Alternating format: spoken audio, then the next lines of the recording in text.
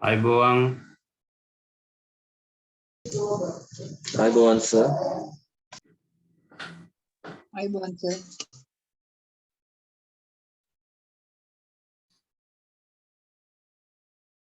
හරි එහෙමනම් අපි අද පන්තිය ආරම්භ කරමු. ඔයගොල්ලන්ට මේ ප්‍රශ්න පත්‍රයක් දාලා තියෙනවා. ඒක මම හිතනවා මේ ලියන්න ඇති කියලා. අපි ඒක තමයි අද සාකච්ඡා කරන්නේ. අපි බලමු අපිට දීලා තියෙන ප්‍රශ්න වලින් පළවෙනි ප්‍රශ්නේ දීලා තියෙනවා පහත දැක්වෙන පාඨය කියවා අසා ඇති ප්‍රශ්නවලට පිළිතුරු සපයන්න.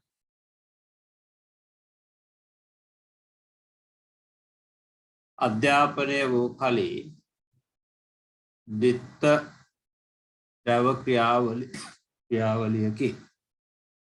එහි එක් ද්‍රවයක ගුරුවරයාද අනික් ද්‍රවයේ ශිෂ්‍යයාද වේ. අධ්‍යාපන ක්‍රියාවලියෙහි අරමුණු එහි විෂය මෙන්ම ඒ තුළින් අපේක්ෂා කරන චර්යා හැඩගැසීම ළඟා කරගත හැකි ක්‍රම ශිල්ප පිළිබඳ මනා අවබෝධයක් ගුරුවරයා තුළ තිබිය යුතුමය. ඉගෙනුම් ඉගැන්වීම් ක්‍රියාවලියේදී ශිෂ්‍යයා තුළ විනය, සදාචාරය, සාරධර්ම, පෞරුෂය හැඩගැස්වීමේලා මෙන්ම ශිෂ්‍යයා විධිමත් ලෙස සමාජානුයෝජනය කිරීමේ වගකීමද ගුරුවරයා සතු වේ.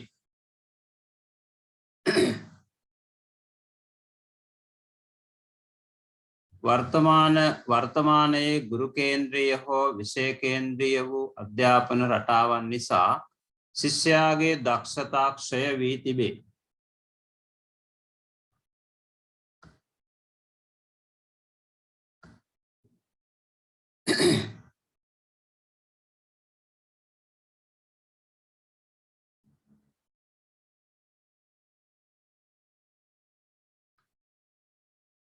ගුරු කේන්ද්‍රීය හෝ විෂය කේන්ද්‍රීය වූ අධ්‍යාපන රටාවක් නිසා ශිෂ්‍යයාගේ දක්ෂතා ක්ෂය වී තිබේ. බිත්තිවලින් වට වූ පන්ති කාමරය තුළ සිසුන් සිරගත කොට ඔවුන්ගේ පරිකල්පන හැකියා බිඳ දමමින් සිදු කරන අධ්‍යාපනය කිසිසේත් ගුණාත්මක නොවේ. ඉගෙනුම් ඉගැන්වීම් ක්‍රියාවලියේ සාර්ථක භාවය සඳහා ගුරුවරයා පමණක් හෝ සිසුවා පමණක් දායකත්වය ලබා දීම ප්‍රමාණවත් නොවේ.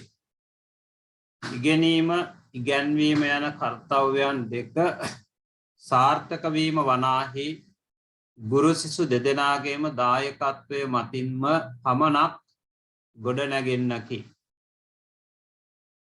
මේ තුළින් ප්‍රතීයමාන වනුයේ සාර්ථක ඉගෙනුම් ක්‍රියාවලියක් වනාහි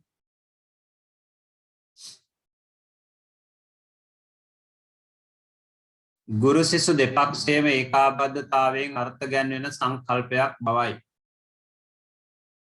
ගුරුවරයාගේ ප්‍රධාන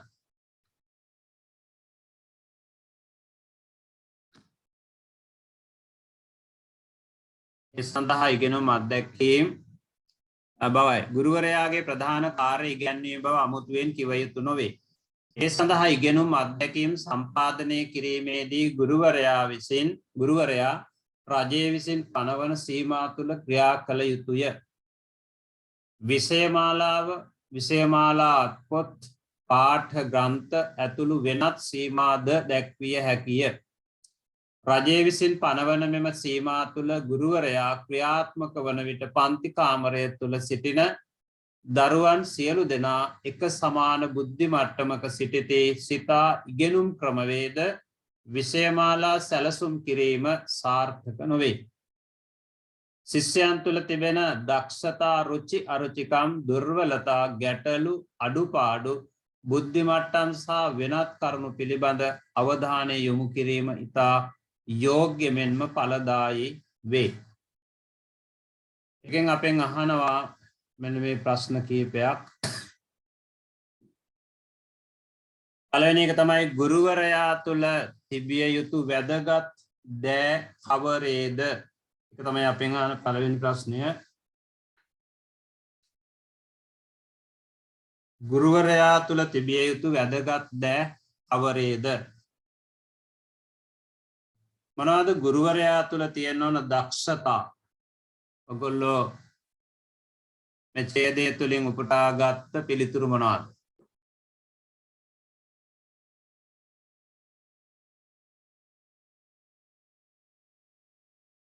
ගුරුවරයා තුල තිබිය යුතු වැදගත් දෑ සර් මේකෙන් ගත්තස අධ්‍යාපන ක්‍රියාවලියේ අරමුණු ඒ විෂය මෙන්ම ඒ තුලින් අපේක්ෂා කරන චර්යා හැඩගැසීම ළඟා කරගත හැකි ශිල්ප ක්‍රම පිළිබඳ මන අවබෝධය.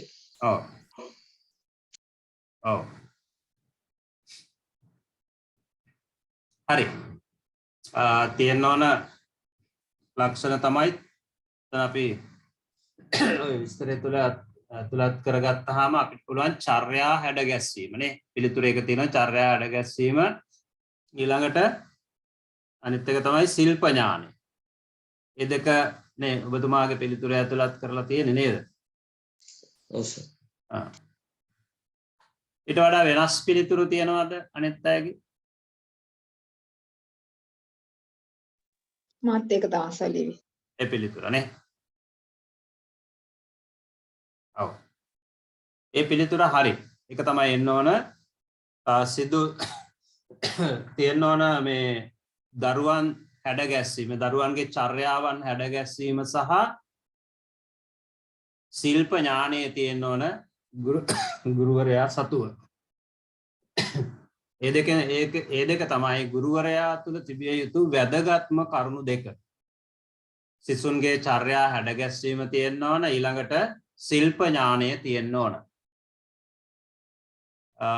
ඒ පිළිතුරු හරි නිවැරදි පළවෙනි එකට. අපි බලමු දෙවෙනි ප්‍රශ්නය.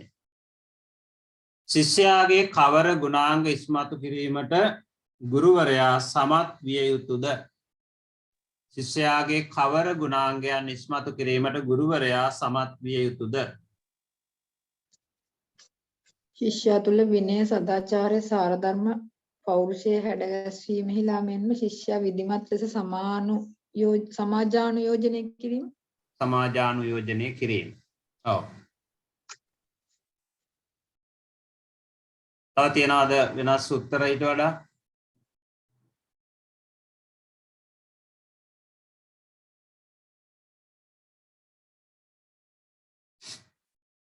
ශිෂ්‍යයාගේ කවර ගුණාංගයන් ඉස්මතු කිරීමට ගුරුවරයා සමත් විය යුතුද? වෙනත් පිළිතුරු තියෙනවද? එම පිළිතුරමද තියෙන්නේ අනිත් අයගේ? ඒ කියන්නේ ඊට සමාන පිළිතුරක්ද? ඒ උත්තරෙම සමත් වී. ඒ ටිකමයි නේ. ඔව් සර්. ඔව්. ඒ පිළිතුර හරි. බලාපොරොත්තු වෙන්නේ දරුවාගේ විනය නේද? ඊළඟට සදාචාරය, සාර ධර්ම, ඊළඟට පෞරුෂය, ඊළඟට විධිමත් සමාජානුයෝජනය. වචන තේරෙනවනේ නේද? විනය කියලා කියන්නේ හික්මීම, සදාචාරය කියලා කියන්නේ සත්චාරය, යහපත් හැසිරීම තියෙන්න ඕන. ඊළඟට සාර ධර්ම නේද? හොඳ පිළිවෙත් ප්‍රතිපත්ති තියෙන්න ඕන. හොඳ පෞරුෂයක් තියෙන්න ඕන නේද? අවස්ථානුකූලව ක්‍රියාත්මක වන්නට. ඊළඟට සමාජානුයෝජනය කියලා කියන්නේ සමාජයට අනුයෝජනය වීම, නැත්නම් සමාජයට ගැළපීම නිසි ලෙස ශිෂ්‍යයා තුළ තියෙන්නට ඕන. ඒවා ඉස්මතු කරන්න තමයි ගුරුවරයා සමත් වෙන්න ඕන. නිසි ලෙස සමාජගත කිරීම සහ විනය, සදාචාරය, පෞරුෂය හැඩගැස්වීමට ගුරුවරයා සමතෙක් වෙන්නට ඕන. ඔක අපි අර කියන සාමාන්‍ය නිර්ණායකවලදී පූර්ණ පෞරුෂයකින් හෙබි පුද්ගලයෙකු සමාජගත කිරීම කියන සංකල්පයක් අපේ තියෙනවා. ඔය කියන ලක්ෂණ සියල්ල ඒ තුල අන්තර්ගත වෙනවා. කියන්නේ විනය තියෙන්න ඕන, සදාචාරය තියෙන්න ඕන, ඊළඟට පූර්ණ පෞරුෂය වගේම විධිමත් සමාජානුයෝජනයක් තියෙන්නට ඕන. ඒකට මේ ටික සකස් කිරීම තමයි ගුරුවරයාගේ හැකියාව නැත්නම් ගුරුවරයාගේ කාර්ය වෙන්නේ.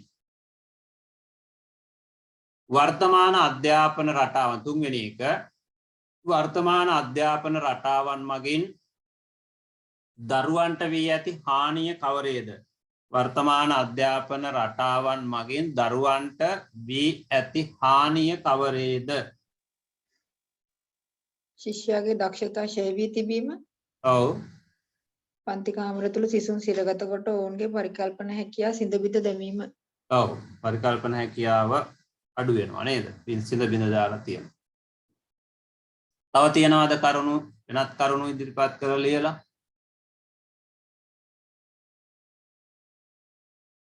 සර් මේ ඒ දෙකම මෙහෙම ශිෂ්‍යයන්ගේ පරිකල්පන හැකියාව මොට කිරීම කියලා විතරක් දුවොත් එකත් එකක්. ඔව්. පරිකල්පන ඔව් ඒක එකක්. පරිකල්පන ශක්තිය කියලා කියන්නේ අර චින්තන ශක්තියනේ. හිතීමේ ශක්තිය අලුත් අලුත් දේවල් නිර්මාණාත්මකව හිතීමට තියෙන ශක්තිය අඩු වෙනවා. ප්‍රධාන වශයෙන් ඒකනේ වෙලා තියෙන එතකොට. ඔව් ප්‍රධාන වශයෙන් වෙන්නේ ඒක. ඒ තුල දරුවන්ගේ දක්ෂතා කායික සහ මානසික සියලු දක්ෂතා හීන වෙලා යනවා. ඔව් එහෙම ගන්න පුළුවන් අපිට. අපිට අර එහෙම විස්තර කරලා කියන්නත් පුළුවන් දරුවන්ගේ දක්ෂතා හීන වෙනවා ඊළඟට පරිකල්පන ශක්තිය නැති වෙනවා. එහෙම ගත්තත් හරි. එහෙම නැත්නම් දරුවන්ගේ පරිකල්පන ශක්තිය මොට කිරීම. ඒ අදහසත් හරි. හරිද නැහැ?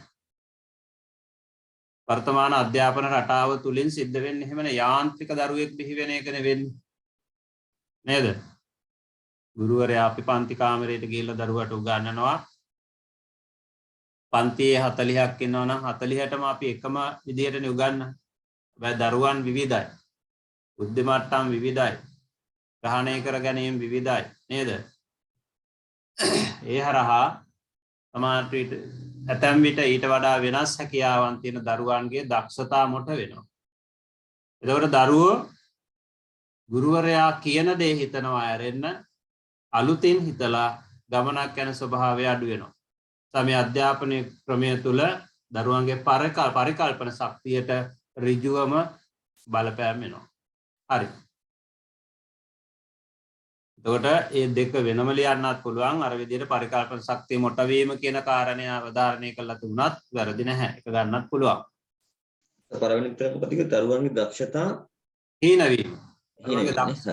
දක්ෂතා හීන වෙනවනේ.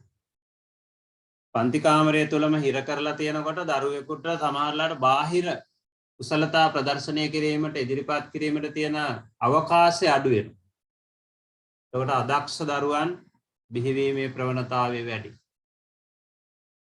දැන් මේ අධ්‍යාපන ක්‍රමය තුල වැඩිපුර අවධාරණය කරන්නේ පන්ති කාමරේ වාඩි වෙලා පොතපත පරිශීලනය කිරීමනේ.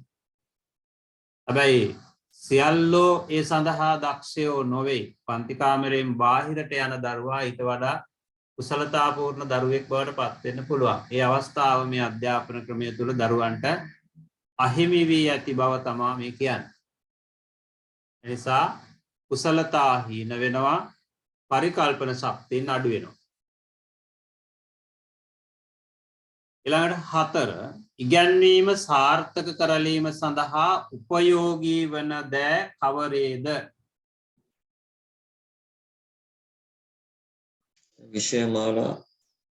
විෂයමාලා පොත් පාඨ ග්‍රන්ථ එවද? ඉගැන්වීම සාර්ථක කරලීම සඳහා උපයෝගී වන දෑ.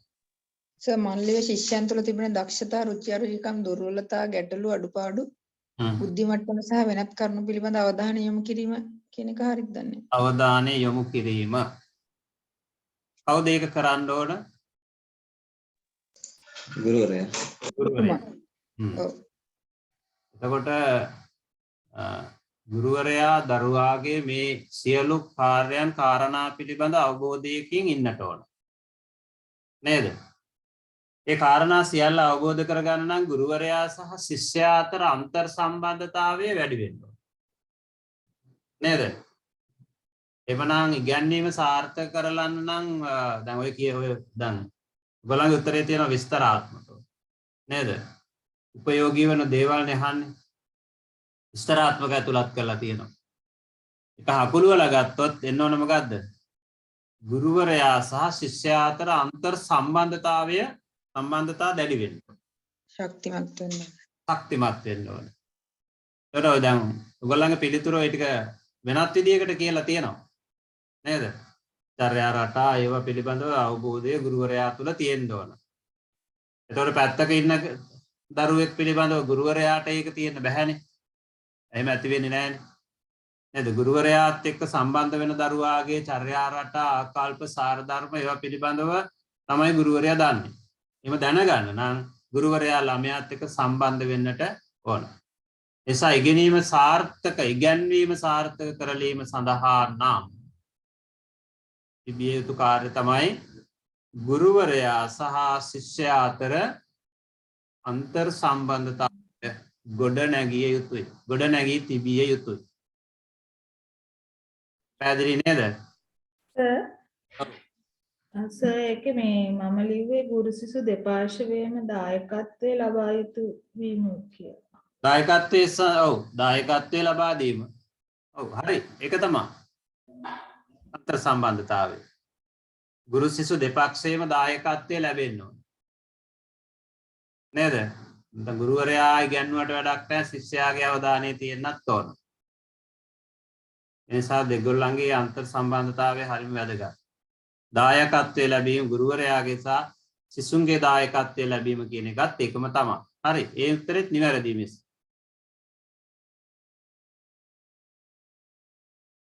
ගුරු සිසු දෙදෙනාගේම දායකත්වය ලැබීම. එතකොට තමයි ඉගෙනීම සාර්ථක කරගන්න පුළුවන්. හරි නේද?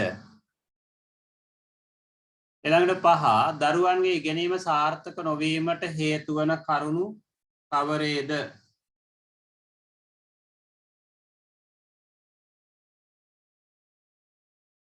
මොනවාද දරුවන්ගේ අධ්‍යාපනය ඉගෙනීම සාර්ථක නොවීමට හේතු වන කරුණු? රජය විසින් පනවන සීමා තුළ ක්‍රියාත්මක කළ යුතු වීම. ඔව්.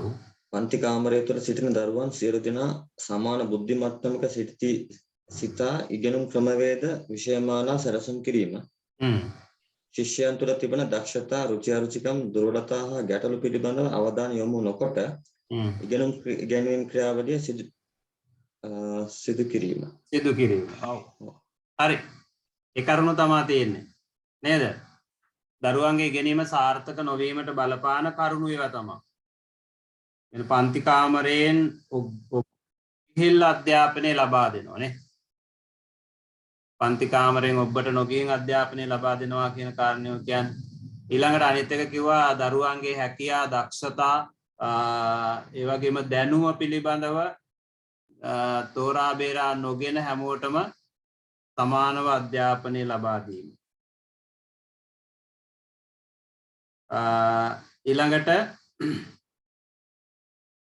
ඒ කියන්නේ දරුවා පිළිබඳව අනවබෝධය නේ. දරුවා පිළිබඳව ඒ කියන්නේ සියලුම දරුවන් එක හා සමාන බුද්ධි මට්ටමක සිටිනවා කියන හැඟීමෙන් විෂයමාලා සැලසුම් කිරීම. ඒවා තමයි ඉගෙනීම අසාර්ථක මේ දරුවන්ගේ ඉගෙනීම සාර්ථක නොවීමට හේතු වන කරුණු. ඊට වඩා වෙනස් උත්තර තියනවාද? තියනවා නම් ඉදිරිපත් කරන්න. වෙනස් අදහස් එම තියනවා නම් කියන්න.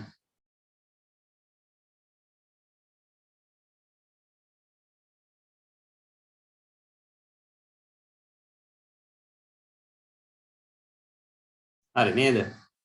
එන පන්ති කාමරයෙන් ඔබට නොගිය අධ්‍යාපන ක්‍රියාවලියකදීම දරුවන්ගේ සියලුම දරුවන් එකසේ සලකා විෂය නිර්දේශ සකස් කිරීම, දරුවන්ගේ කුසලතා හඳුනාගෙන ඔවුනොවුන් වෙනුවෙන් අධ්‍යාපන ක්‍රමවේද සකස් නොකිරීම, මේ වගේ සාධක දරුවන්ගේ ඉගෙනීම සාර්ථක නොවීමට බලපාලා තියෙනවා. එතකොට මේ කරුණුත් එක්ක අපිට පැහැදිලි වෙන කාරණයකුත් තියෙනවා. තියෙන නූතන අධ්‍යාපන ක්‍රමය දැඩිසේ දුර්වලතා සමූහයකින් යුක්ත එකක් කියලා නේද? දැන් අලුත් විෂයමාලා ප්‍රතිසංස්කරණයක් වෙනවා 2023 ඉඳලා. අලුත් ක්‍රමවේදයක් යටතේ අධ්‍යාපන ක්‍රමවේදය ඒක ගුරු කේන්ද්‍රීය නොවන නේද? ශිෂ්‍යයා ක්‍රියාකාරීකයෙකු ලෙස සහභාගී වෙන අධ්‍යාපන ක්‍රමයක් කියන කාරණය දැනට සමාජගත කරගෙන යනවා. දැනට පර්යේෂණ මට්ටමේ පාසල් තෝරාගෙන ඒවා ක්‍රියාත්මක කරනවා නේද? ඒකට අපේ අධ්‍යාපන ක්‍රමයේ යාවත් කාලීන වීම සඳහා ඒවා සාර්ථකව සිදු කිරීම නම් සිදු විය යුතුමයි. කෙරෙන ආකාරය කොහොමද කියලා අපි බලාගෙන ඉමු. ඊට පස්සේ අපි යමු දෙවැනි කොටසට. දෙවැනි ප්‍රශ්නෙට.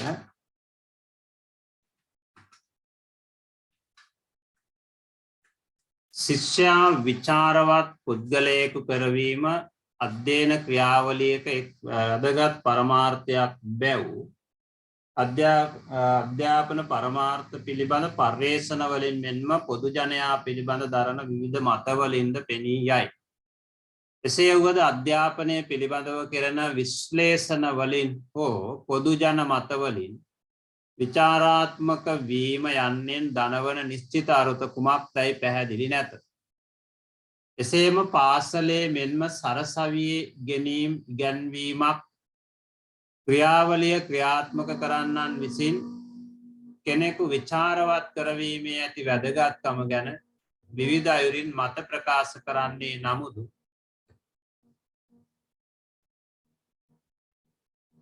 එය මත ඉදිරිපත් කරන්න ප්‍රකාශ කරන්නේ නමුදු එය පසක් කරවිය හැක්කේ කෙසේ දැයි පැහැදිලිව අනාවරණය කරන බවක්ද නොපෙනේ. භූගෝල විද්‍යාව, ඉතිහාසය, ගණිතය විද්‍යාව, තාක්ෂණ, වෛද්‍ය විද්‍යාව වැනි විෂයන් මෙන් නිශ්චිත ක්‍රම සමුදායක් ආධාරයෙන් පාසල හෝ සරසවිය විසින් විචාරවත් බව නොඋගැන්වෙන බවද ප්‍රකටය. එසේ එය නොකළ හැක්කක් බවද පැහැදිලිය.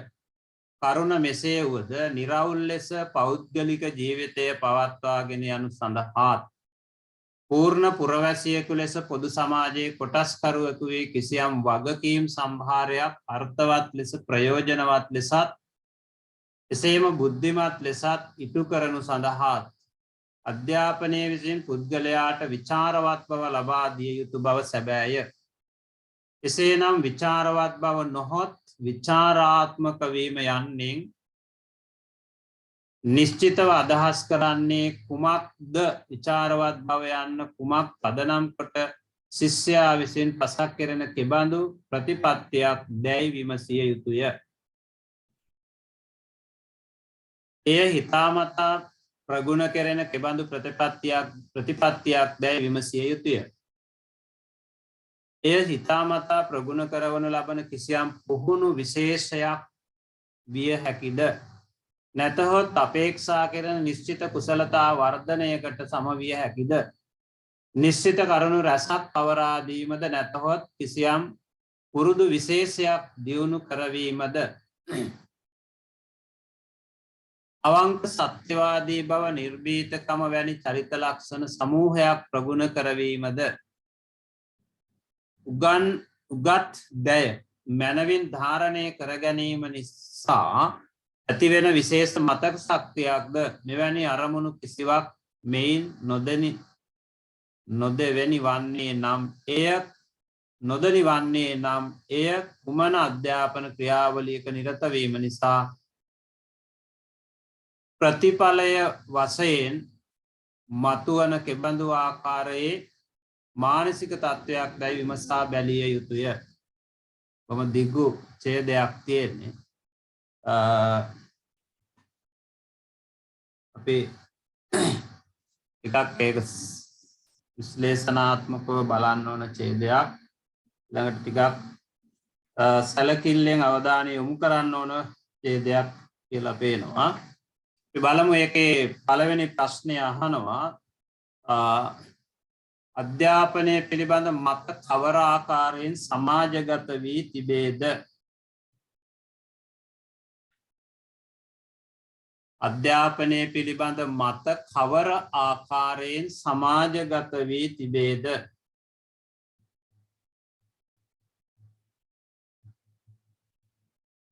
මොකද්ද ලියපු උත්තර? ඔයගොල්ලන්ගේ පිළිතුරු කියන්නකෝ බලන්න.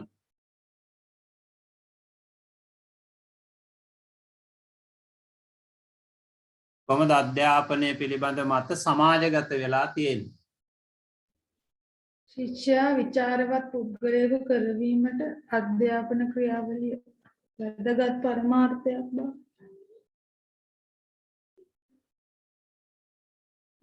මමත් ඒක ලියලා මෙහෙම ලිව්වා.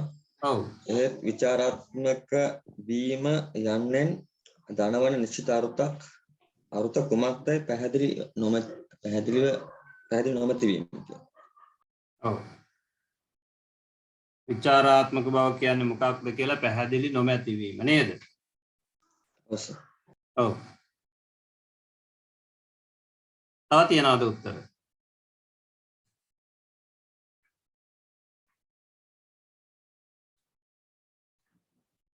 ඔව්. දැන් ටිකක් සංකීර්ණ පරිච්ඡේදයක් නිසා විවිධ උත්තර ඇවිල්ලා ඇති කට්ටිය.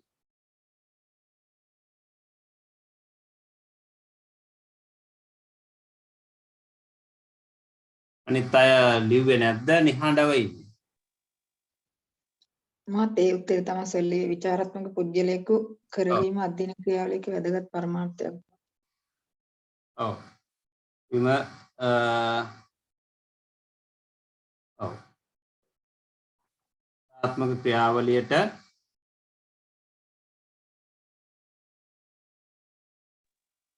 එක් වැදගත් පරමාර්ථයක් බව. ඔව් බව තමයි සමාජගත වෙලා තියෙන්නේ නේ. හරි. කියන්නේ අධ්‍යාපන විශ්ලේෂණ මගින් පොදු ජනයා අධ්‍යාපනය පිළිබඳව කරන ලබන නිර්ණායකයන් අනුව නේද? නිර්ණායකයන් අනුව සමාජගත වෙලා තියෙනවා. හැබැයි නිර්ණායක මොනවද කියලාත් පැහැදිලි බවක් නැහැ කියන කාරණයක් සමාජගත වෙලා තියෙනවා. කියන්නේ ඒක අධ්‍යාපනය පිළිබඳ තරම් හොඳ මතයක් නෙවෙයි. හරි. ඒ පිළිතුරු නිවැරදි. ඊළඟට අපි යනවා දෙවෙනි ප්‍රශ්නයට. පාසල් හා විශ්වවිද්‍යාල අධ්‍යාපනය සාර්ථක කර ගැනීම උදෙසා ක්‍රියාමාර්ග වැඩපිළිවෙලකට නොවන බව පැහැදිලි කරන්නේ කවර වාක්‍යයක්ද? පාසල් හා විශ්වවිද්‍යාල අධ්‍යාපනය සාර්ථක කර ගැනීම උදෙසා ක්‍රියාමාර්ග වැඩපිළිවෙලකට නොවන නේ. ක්‍රියාමාර්ග වැඩපිළිවෙල අවතීර්ණ නොවන. එතන වචනයක් අඩු වගේ වෙනවා. පාසල් හා විශ්වවිද්‍යාල අධ්‍යාපනය සාර්ථක කර ගැනීම උදෙසා ක්‍රියාමාර්ග වැඩපිළිවෙලකට අවතීර්ණ නොවන බව පැහැදිලි වන්නේ කවර වාක්‍යයකින්ද කියලා අහන්න. මොකද්ද වාක්‍යය? හරිද දන්නේ නැහැ. කියන්න සර්. ඔව් කියන්න. භූගෝල විද්‍යාව, ඉතිහාසය, ගණිතය, විද්‍යාව, තාක්ෂණ, වෛද්‍ය විද්‍යාව වැනි විෂයන් මෙන්ම නිශ්චිත ක්‍රම සමුදායන් ආධාරයෙන් පාසල හෝ සරසවිය විසින් විචාරවත් බව නොඋගන්වන බව ප්‍රකටය කියලා. ඒක තමයි උත්තරේ දීලා තියෙන්නේ නේද? මාත් ඒක ලිව්වේ සර්. ඔව්. භූගෝල විද්‍යාව, ඉතිහාසය, ගණිතය, විද්‍යාව, තාක්ෂණ, වෛද්‍ය විද්‍යාව වැනි විෂයන් මගින් නිශ්චිත ක්‍රම සමුදායක් ආධාරයෙන් පාසල හෝ සරසවිය විසින් විචාරවත් බව නොගැන්වෙන බවද ප්‍රකටය. පාසල් හා විශ්වවිද්‍යාල අධ්‍යාපනය සාර්ථක කර ගැනීම උදෙසා ක්‍රියාමාර්ග නිශ්චිත වැඩපිළිවෙලකට අවතීර්ණ නොවන බව පැහැදිලි කරන්නේ කවර වාක්‍යයක්ද? ඔව්.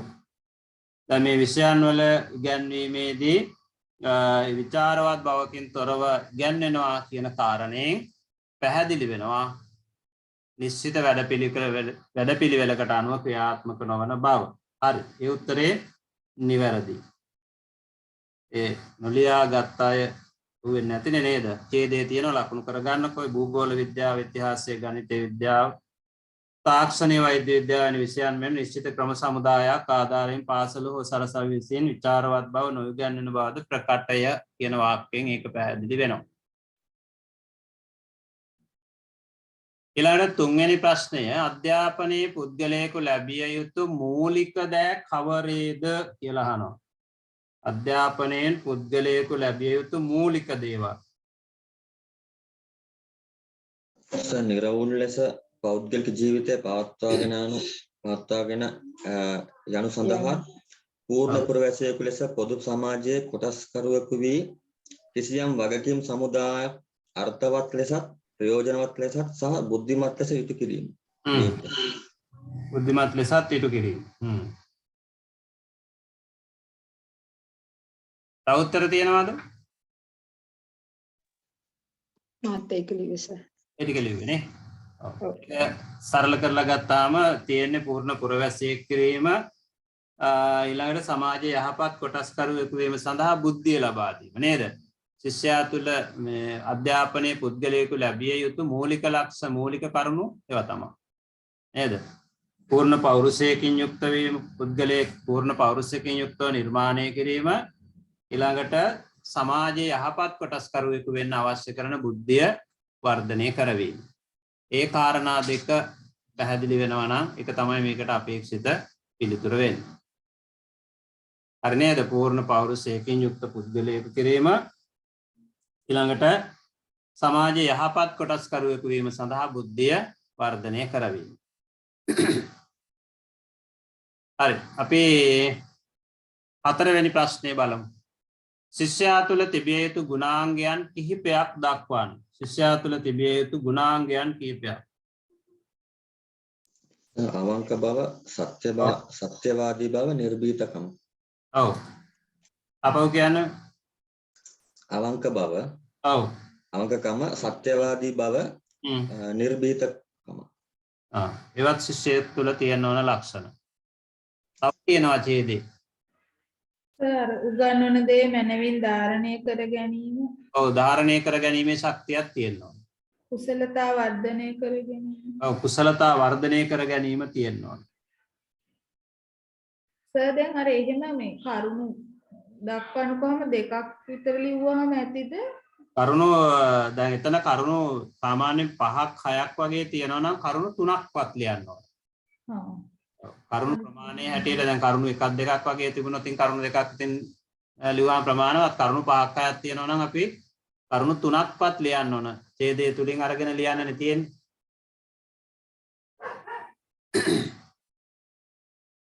විචාරවත් බව, කුසලතා වර්ධනය, ධාරණ ශක්තිය ප්‍රගුණ කිරීම නේද? ඒවා ගොඩක් ඒවා කරුණු මේකේ තියෙනවා. ඒ නිසා 3ක් විතර වගේ ලියන්න.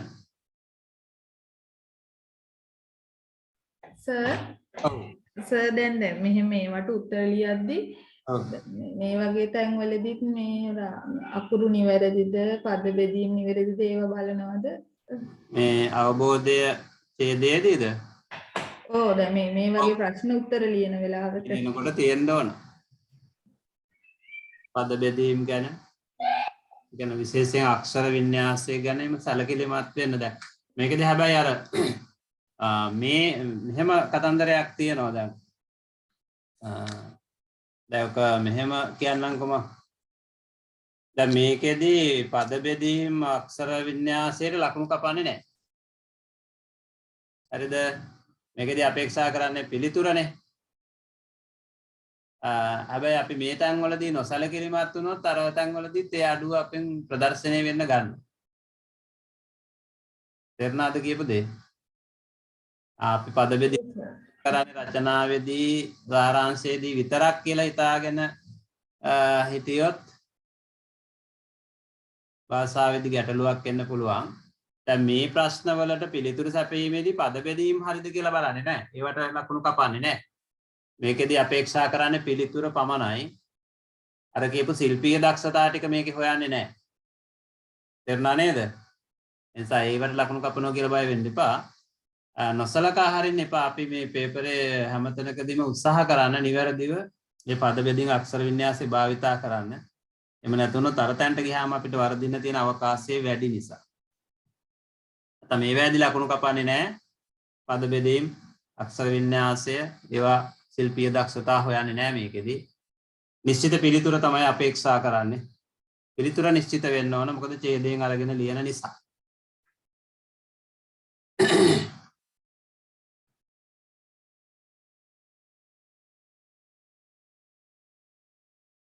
ඊළඟට පාසල හා සරසවිය සිසුවාගේ කවර ගුණයන් ප්‍රගුණ කරන ආයතනයන් වේද? පාසලයි සරසවියයි ශිෂ්‍යයාගේ මොන වගේ ගුණාංගද ප්‍රගුණ කරන්නේ?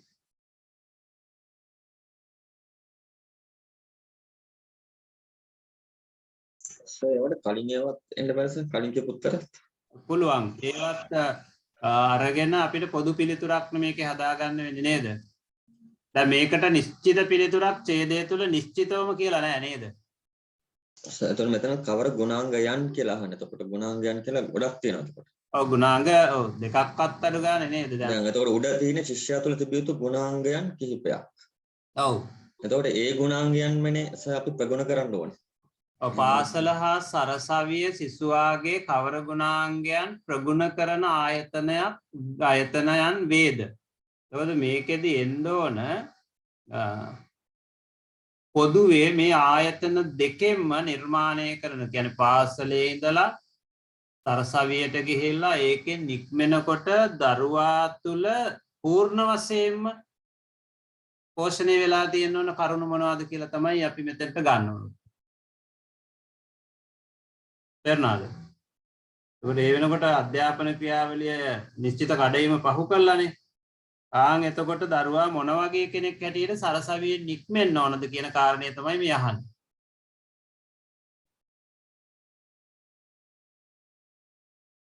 එතකොට සර් අපි තුන්වෙනි ප්‍රශ්නෙට උත්තර ලිව්වේ.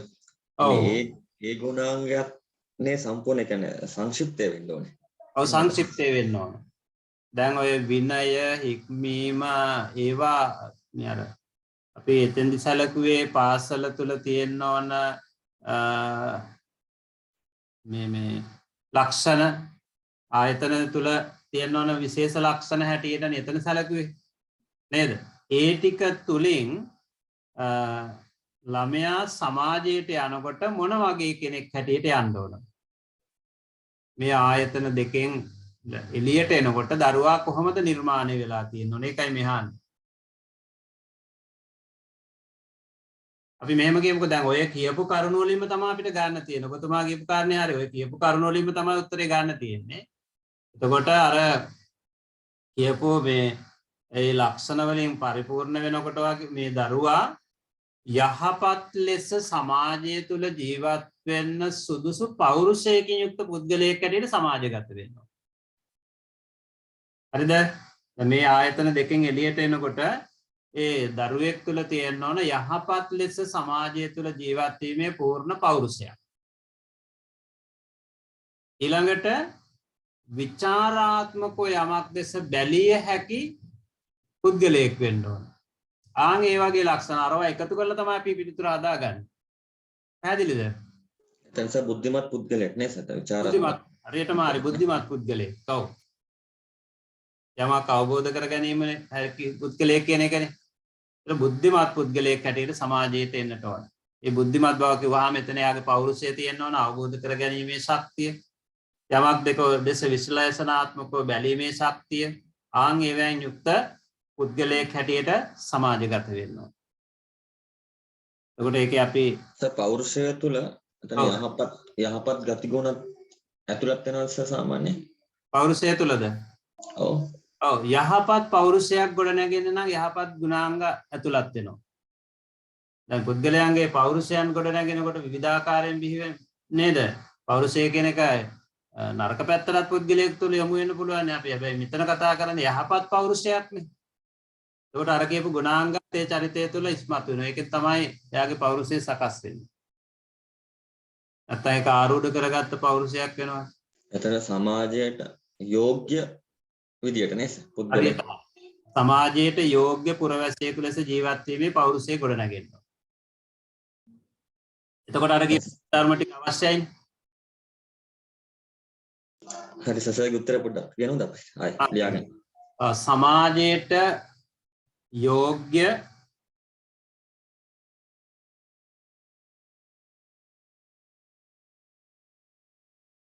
පූර්ණ පෞරුෂයකින් යුක්ත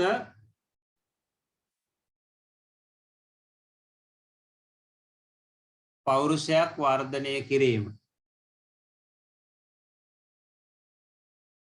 ආයතන වලින් කෙරෙන්න ඕන නේද?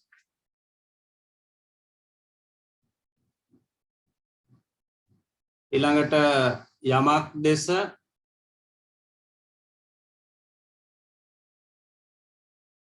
විශ්ලේෂණාත්මකව බැලීමේ විචාරවත් බව ඇති කිරීම. විචාරවත් බව ඇති කිරීම. අර කියපු බුද්ධිය තමයි ඔය කියන්නේ. ඒතර පාසලෙන් සහ සරසවියෙන් දරුවා තුළ ඔන්න ඔය දෙක ඔය ලක්ෂණ ඇති කරන්න ඕන.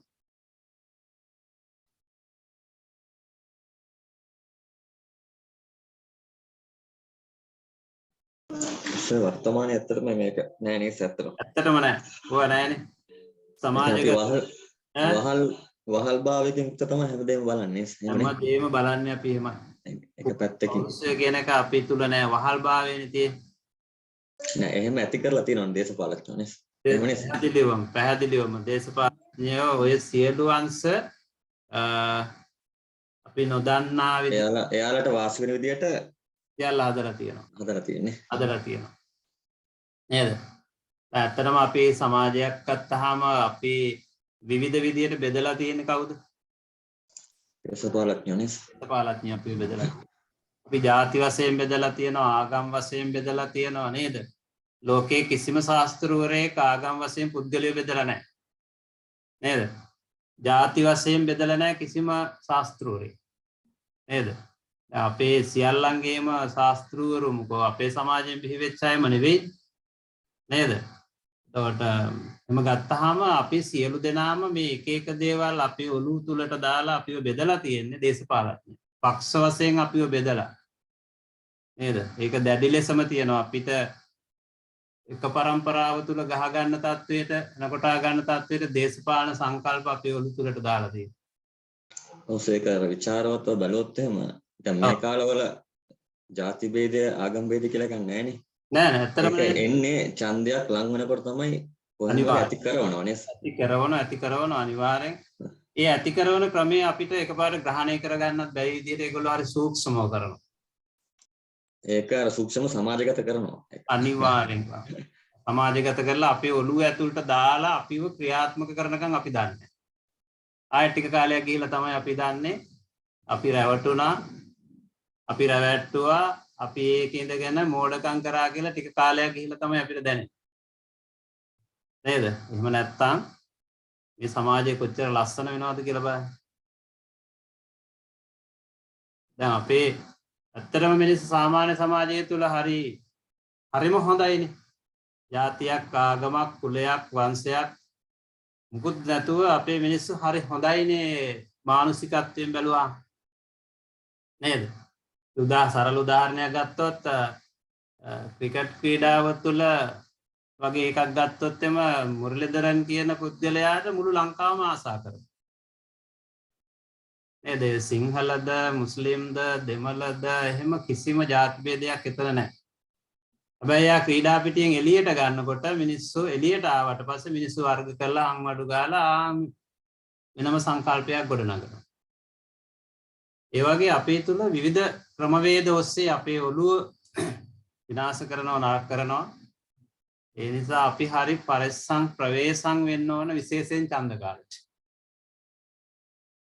නේද? මේ තියෙන ස්වභාවයන් සියල්ල අපි මොනවා කළාද මන් දන්නේ අමතක කරලා ඒගොල්ලන්ගේ සංකල්පය අපි ඔළුවට දානවා. උඩින් ගෙනහල්ලා අපිට හිතා ගන්නත් බැරි විදියට. ඒක පක්ෂ ભેදයකින් තොරව සියල්ලෝ එක ලෙසම කරනවා. අපි රැවටෙනවා. අවුරුදු 5ක් බනිනවා ආයෙත් ඔය මෝඩ වැඩේම කරනවා. තමයි යන්නේ සමාජයේ. අපි හැම වෙලාවෙම අවබෝධයෙන් කටයුතු කළ යුතුයි. 74 අවුරුද්දක් අපිට උනේ ඔකම තමයි නේද? හරි. ඊළඟට බලමු සාරාංශයක් තියෙනවා. දැන් සාරාංශය කරන ක්‍රමවේදය දන්නේ හින්දා පහත ඡේදයේ සාරාංශ කොට ලියන්න කියලා කෙටියෙන් දක්වලා තියෙනවා. දැන් ඔබට ඒ අවබෝධය තියෙන නිසා එක වචනෙන් වචනය තුනෙන් එකක් ලියන්න ඕන. එහෙම කියන්න ඕන නෑ. දැන් ඔබ දන්නවනේ. සාරාංශයක් කරන්න කිව්වත් වචන තුනෙන් එකක් වෙන්න ලියන්න ඕනේ කියන කාරණේ දන්න නිසා තමයි කෙටි උපදේශය දීලා තියෙන්නේ. හරි. අපි බලමු මේ ඡේදය. 1944 සිට ශ්‍රී ලංකාව අධ්‍යාපනය සඳහා නිසි ආයෝජනයන් සිදු කළ අතර එමගින් ඇති වූ සමාජ ආර්ථික දේශපාලනික ප්‍රතිඵල මගින් දකුණු ආසියාවේ හා අග්නිදිග ආසියාවේ ප්‍රශස්ත අධ්‍යාපන අංශයක දර්ශකයක් සහිත රටක් ලෙස නැගී සිටීමට ශ්‍රී ලංකාවට අවස්ථාව සලසාවනු ලැබිණි. එසේ වුවත් 21 වන සියවස වේගයෙන් පරිවර්තනයට භාජනය වෙමින් පවතින අතර ප්‍රායෝගික ක්‍රියාකාරකම් අඩු ලිඛිත පරීක්ෂණයන් මත ගොඩනැගුණා වූ සහ සාටෝප අන්තර්ගතයන් මත පදනම් වූ ශාස්ත්‍රීය ඉගෙනුම් කරන කොටගෙන වර්තමානයේදී අපගේ අධ්‍යාපනය ඉදිරියට නොගොස් එක තැන රැඳී සිටීමෙන් පීඩාවට පත්ව ඇත. 21 වන සියවස් සඳහා අපේක්ෂිත ඉගෙනුම් ප්‍රතිඵලයන් සහ දැනුම් ආර්ථිකයන් මගින්ද ඉල්ලා සිටිනුයේ කුසලතාවන් හා කාර්ය සාධනය අත්කර ගැනීමයි. ප්‍රජානීය කුසලතාවන්ගෙන් මෙහි උපාධිධාරී නිර්මාණය කිරීම පිණිස පාසල්ලා උසස් අධ්‍යාපන ආයතනයන්හි පොදු අධ්‍යාපන විෂයමාලාව උපදේශන විධික්‍රමයන් හා අයගයුම් මාර්ගයෙන් වහා ප්‍රතිශෝධනය කළ යුතු ඇත. දෙමාපියන්ට දරුවන් සඳහා රැකියා ලබාගත හැකි කුසලතාවන් සාක්ෂාත් කර ගැනීමට ඉවහල් වන අධ්‍යාපනයක් සඳහා වියදම් දැරීමට සිදුවීම හා සහ සාම්ප්‍රදායික අධ්‍යාපන හා උසස් අධ්‍යාපන ආයතනයන් කුසලතා පදනම් කරගත් සැබෑ ඉගෙනුම් හා ඇගයුම් ක්‍රම බවට පරිවර්තනය කිරීම පිණිස වන අධ්‍යාපන පරිවර්තනයන් සඳහා රාජ්‍ය ආයෝජන වැය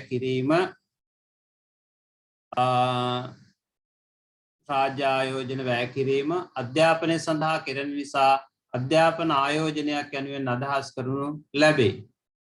එනිසා දුරවබෝධ තාක්ෂණ විද්‍යාව පිළිබඳ දැනුම ලබාදීම පිණිස තාක්ෂණික අධ්‍යාපනය සඳහා ආයෝජනය කිරීම වශයෙන් කළ යුතු වේ.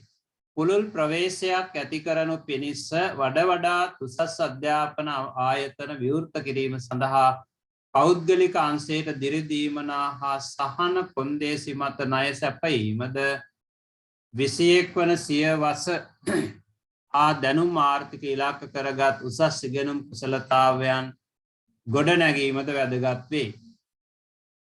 පාත දැක්වෙන එක් පාඨය අවසානය එතන පොඩි වැරදීමක් වෙලා තියෙනවා. ඒක වෙනම ප්‍රශ්නයක්. ඔය කොටස අපිට ඡේදයේ සාරාංශ කරන්න තියෙන්නේ. බල සාරාංශය ලිව්වද? සාරාංශය කළාද? ඔක තියෙන වචන 240කට ආසන්නව තියෙනවා. වචන 80කින් 80ත් 85ත් අතර ගණනකින් ලිව්වට කමක් නැහැ. 75ත් 85ත් අතර වගේ ගත්තට කමක් නැහැ. ලියලා තියනවද? ලිවස. ඔව්. කියන්න මිස්. 1944 සිට ශ්‍රී ලංකාව අධ්‍යාපනයට කළ නිසි ආයෝජනයෙන් ලද ප්‍රතිඵල මත ආසියාවේ ප්‍රශස්ත අධ්‍යාපන අංශයක දර්ශකයක් ඇති රටක් ලෙස හැඳින්විය. නමුත් 21 වන සියවසේ සිදුව ඇති ප්‍රායෝගික ක්‍රියාකාරකම් අඩුවීම හා ලිඛිත පරීක්ෂණ මත සහ සාටෝප මත පදනම් වූ ශාස්ත්‍රීය ඉගෙනුම් ක්‍රියාවලි හරහා අධ්‍යාපනය එකතැන පල් වී පීඩාවට ලක්ව ඇත. මේ හේතුවෙන් ප්‍රජානීය කුසලතාවන්ගෙන් හෙබි උපාධිධාරීන් බිහි කිරීම පිණිස සියලු උසස් අධ්‍යාපන ආයතන තම විෂය මාලාව සංශෝධනය කළ යුතුය. ඒ සඳහා රැකියා අභිමුඛ අධ්‍යාපන කුසලතා දියුණු කළ හැකි ආයෝජන මාර්ග සඳහා රජය අවධානය යොමු කළ යුතුය. හරි නේද? වචන කීයක් තියෙනවද මිස් රෙඩි? 83යි සර්. 83යි. හොඳයි. ඒකට අවශ්‍ය කරන කාරණා ටික ගොනු වෙලා තියෙනවා. හොඳයි සාරාංශය. අනවශ්‍ය කොටස් ඇතුළත් වෙලා නැහැ. අනවශ්‍ය වචන ඇතුළත් වෙලා නැහැ. තෝරා බේරාගෙන තියෙනවා. මේ ගැටලුවක් නැහැ මිස්. හොඳයි ඒ සාරාංශය. හරි සර්, thank you. දැන් ටික ටික සාරාංශගත කිරීම ප්‍රගුණ වෙලා තියෙනවා නේද? මේක මේ අපි අද දවසේ ලැබිච්ච කොටෙන් ශනිකව ගොඩනගපු එකක් නේ. ඒ නිසා හොඳයි. තව ඒ වගේ ලියලා තියෙනවද?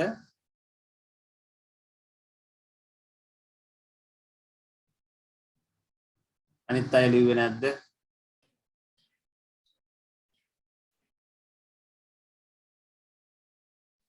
සර් කියවන්නද? ඔව් කියන්න මිස් කියන්න. 1944 සිට ශ්‍රී ලංකාව අධ්‍යාපනය සඳහා නිසි ආයෝජනයක් සිදු කිරීම හේතුවෙන් දකුණු හා අග්නිදිග ආසියාවේ ප්‍රශස්ත අධ්‍යාපන දර්ශකයක් සහිත රටක් වීමට අවස්ථාව ලද නමුත් 21 වන සියවස වන විට අඩු ප්‍රායෝගික ක්‍රියාකාරකම් ලිඛිත පරීක්ෂණ මතු ශාස්ත්‍රීය ඉගෙනුම් උපාධි අරමුණු කරගත් පාසල් හා උසස් අධ්‍යාපන ආයතන නිසා අධ්‍යාපනය එකතැන රැඳී ඇත. රැකියා ඉලක්කගත අධ්‍යාපනයක් ඇති කිරීම සඳහා තාක්ෂණික අධ්‍යාපන ආයතන ඇති කිරීම, උසස් අධ්‍යාපන විවෘත කිරීමට පෞද්ගලික අංශයට දිරිදීමනා සහන කොන්දේසි ණය සැපයීම ආදී නිසි අධ්‍යාපන ආයෝජන මගින් වර්තමානයේ උසස් ඉගෙනුම් කුසලතාවයන් ගොඩනැගිය හැක. හරි. වචන කීයක් ආවද මිස්? සර් 86ක් තියෙනවා. 6ක් තියෙනවානේ. දැන් හොඳයි මේ කරුණ ටික නම් ඇතුළත් වෙලා තියෙනවා. අපිට තව වචනයක් යාමය කරගන්න පුළුවන් කොහොමද? අවසාන වාක්‍ය කියන්නේ මිස් ආපහු?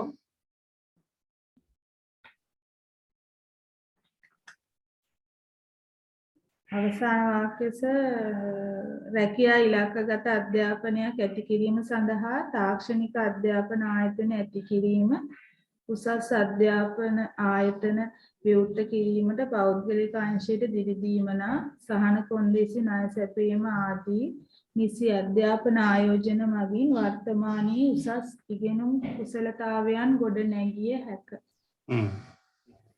ඒ වාක්‍යයට ඕනනම් අපිට අර මුලම තියනවානේ සඳහා කියලා වචනයක් ඉදලා තියෙනව නේද මුලම වාක්‍යෙ. ඔව් සර්. ඔව්. එතන වචනේ කියන්නේ ඊට ඉස්සරහා වචනේ. රැකියා ඉලක්කගත අධ්‍යාපනයක් ඇති කිරීම සඳහා කියලා. ඔව් ඇති කිරීමට කියලා දැම්මනම් වචනයක් අඩු කරන්න. අඩු. ආන් ඒ වගේ තැන් හදා වලින් සංක්ෂිප්ත කරගන්න පුළුවන්. කිරීම සඳහා කියන එක කිරීමට කිව්වහම ඒ අදහසමයි වෙනස් වෙන්නේ නැහැ. ඒකට 85යි නේද වචන? ඔව් සර්. වාක්‍යයක් ගත්ත විස ඒ වගේ අපිට සංශෝධනය කරගන්න, වචන අඩු කරගන්න, සංක්ෂිප්ත කරගන්න එහෙම පුළුවන්. ආපහු සැරයක් කියනකොට ඒව අහු වෙනවා. ඒ වගේ ක්‍රමවේද පාවිච්චි කරන්න සාරාංශකරණයේදී අපිට වචන ප්‍රමාණය වැඩි වුණොත් තාන්න ඒ වගේ තැන් අරගෙන අයින් කරලා සම්බන්ධ කරගත්තාම වචන අඩු කරන්න පුළුවන්. හරි, බොහොම හොඳයි.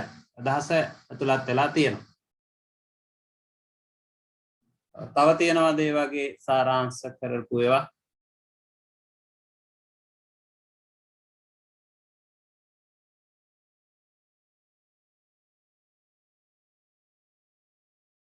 එච්චරද? මොහමඩ් මහත්මයාම ලිව්වේ නැද්ද? කරක් වෙලා ගෙදර ආයෙත් පොඩ්ඩක් ඒක ලියන්න බැරි. හරි. රුවන්තිකා මහත්මිය ලිව්වද ඉදිරිපත් කරන්න වගේ හැදුවමද ඒක? කියන්න අඩුපාඩු කියන්න. කමන්න කියන්න අඩුපාඩු තිබ්බට කමන්න සාකච්ඡා කරලා හදාගමු. වර්තමානයේ ශ්‍රී ලංකාව ආසියාවේ ප්‍රශස්ත අධ්‍යාපන අංශයක දර්ශකයක් සහිත රටක් වුවද ලිඛිත පරීක්ෂණයන් මත ගොඩනැගුණු වර්ධනය නොවූ අධ්‍යාපනයක් තුළ සිරගතව සිටී. එම නිසා කුසලතා හා කාර්ය සාධන ඉස්මතු වන ආකාරයේ සාම්ප්‍රදායික අධ්‍යාපනයෙන් ඔබට ගිය සැමට ඵලදායී අධ්‍යාපන පරිවේශයක අවශ්‍යතාව මතුව ඇත. පාසල් හා උසස් අධ්‍යාපන ආයතනයන්හි ඉගෙනුම් ක්‍රියාවලිය ප්‍රතිශෝධනය කිරීම, තාක්ෂණික අධ්‍යාපනය සඳහා මුදල් ආයෝජනය මෙන්ම පෞද්ගලික අංශයේ දිරිමත් කිරීමද කළ යුතු වන අතර 21 වන සියවස හා දැනුම් ආර්ථික ඉලක්ක කරගත් උසස් ඉගෙනුම් කුසලතාවන් ගොඩනැගීමද වැදගත් වේ. වචන කීයක් ආවද මිස්? 77යි. 77යි. ඔව්. ඒක අර මේ අඩුපාඩු ඇති කියලා මිස් එකපාරටම කියන්නේ නැත්තේ අර 1944 වර්ෂයේ සිට කියන කොටස් ඇතුළත් වෙලා නැති නිසා වෙන්නේ නැති. එහෙම හිතන්නේ නැත්තේ මං හිතනවා එහෙම වෙන්නේ නැති කියලා. ඒක ගැටලුවක් නෑ මිස්. ඒක මේ වර්ෂය සඳහන් වුණාට ප්‍රශ්නයක් නෑ. ඒක නැති වුණාට අවශ්‍ය කරන කරුණු ටික සාරාංශය තුළ තියෙනවා. කියන්නේ දැන් තියෙන අධ්‍යාපන ක්‍රමයේ තියෙන ගැටලු ටික කියලා අවසානයේදී කියනවානේ මේ පෞද්ගලික අංශ මේ වගේ දේවල් උසස් අධ්‍යාපන ආයතන දියුණු කරලා ඒවා දිරිගන්වලා 21 වන සියවසේ දැනුම් ආර්ථිකයට ගැලපෙන සිසුන් නිර්මාණය කළ යුතුයි ගොඩනැගිය යුතුයි කියන කාරණේ තමයි කියවෙන්න ඕනේ. ඒ ටික තියෙනවා ඡේදය තුල. ගැටලුවක් නැහැ මිස් හොඳයි ඒක. එතන 77කට ගුණ කරගත්තා කියන්නේ හොඳයි. තව තියෙනවාද ඒ වගේ ඔයගොල්ලන් ලියපු උත්තර පිළිතුරු තියෙනවා නම් කියන්න.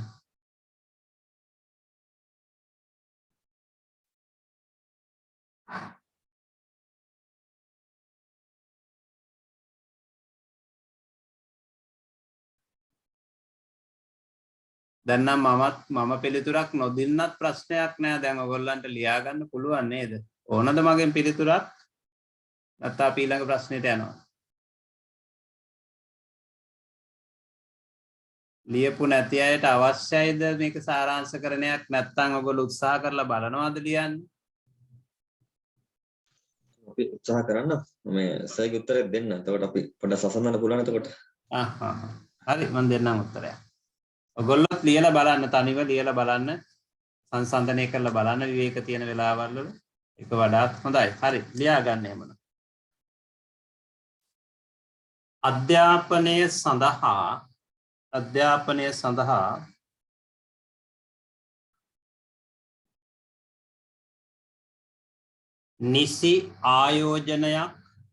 අධ්‍යාපනය සඳහා නිසි ආයෝජනයක්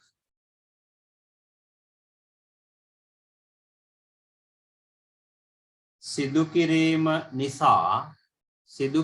නිසා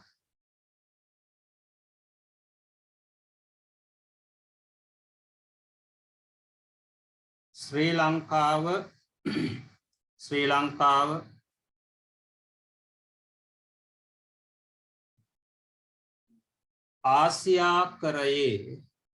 ආසියාකරයේ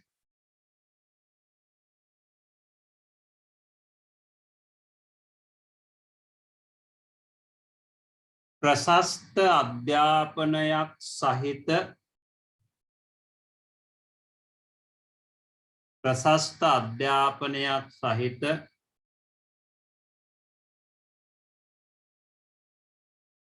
රටක් විය.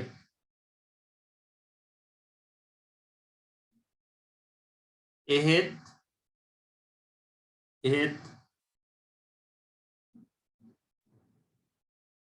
ප්‍රායෝගිකත්වයට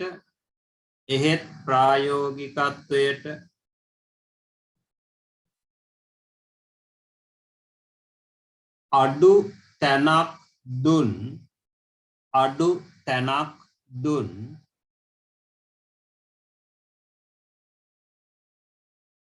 ශාස්ත්‍රීය පදනම නිසා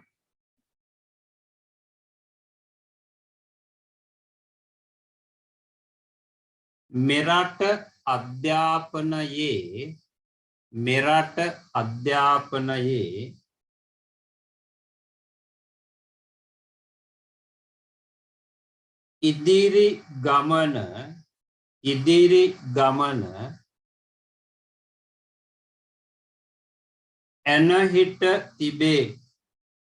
ඉදිරි ගමන ඇනහිට තිබේ.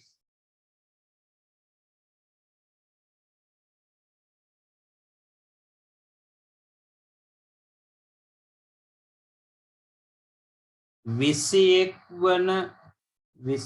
වන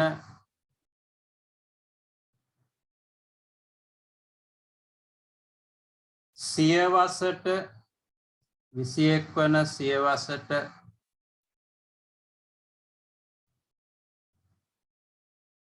අවශ්‍ය වන්නේ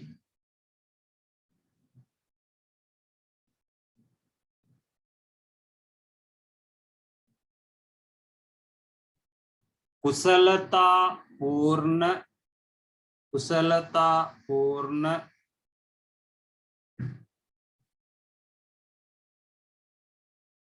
कार्य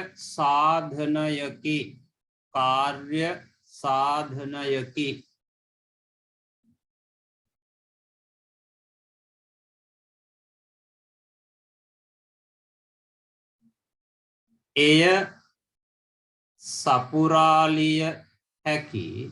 एय सपुरालिय हैकी उपाधिदारीन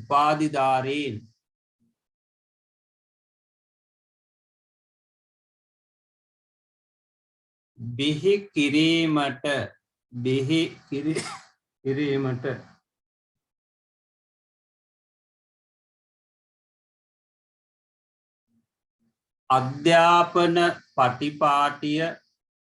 अध्यापन पटिपाटिय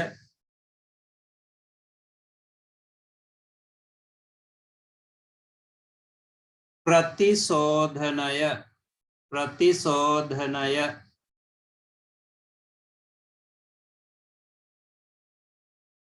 कलयुतुय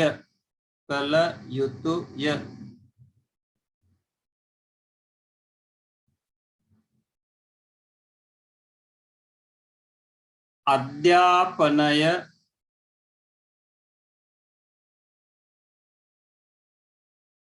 लबादीम सඳහා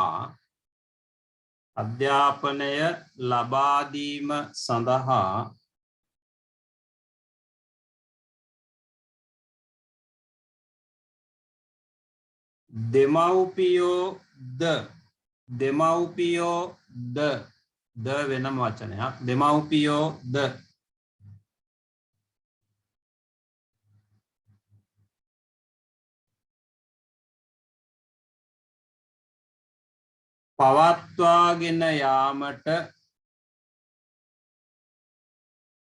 පවත්වාගෙන යාමට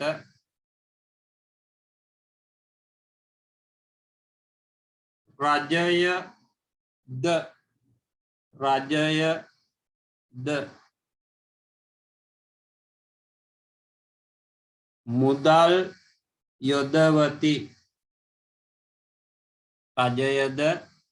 මුදල් යොදවති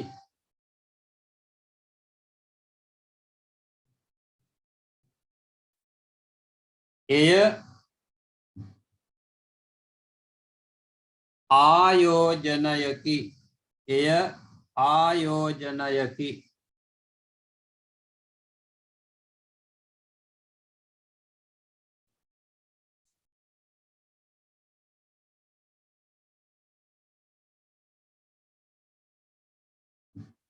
වඩාත්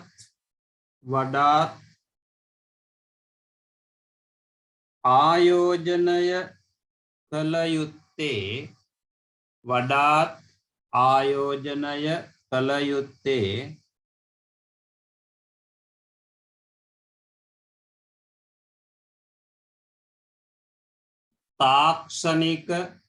තාක්ෂණික අධ්‍යාපනය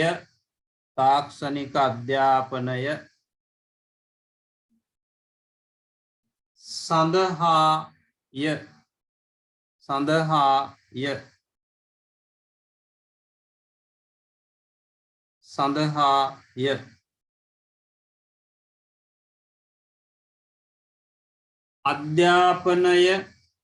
අධ්‍යාපනය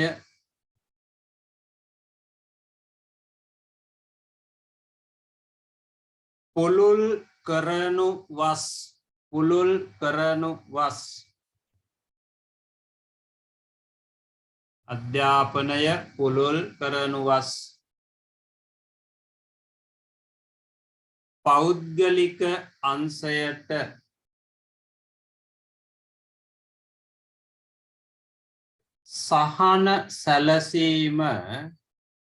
සහන සැලසීම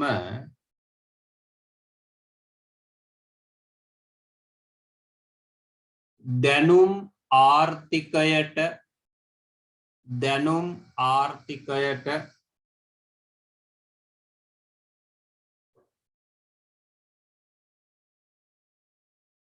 රුකුල් දීමකි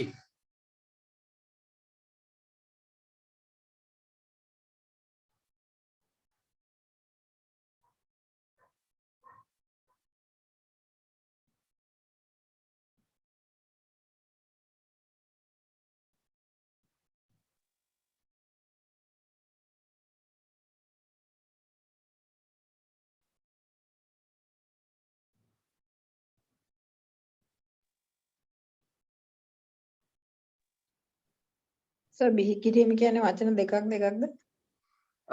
දෙකක්. හරි. වචන කීයක් වගේ ආවද? 82ක් වෙනවා සර්.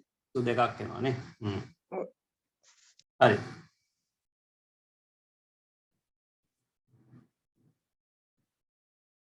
හරි. අපි ඊළඟ හතරවෙනි ප්‍රශ්නෙට යමු. අපි ඒකෙත් අපිට තියෙන්නේ අර අපි පෞද්ගලික කාලේ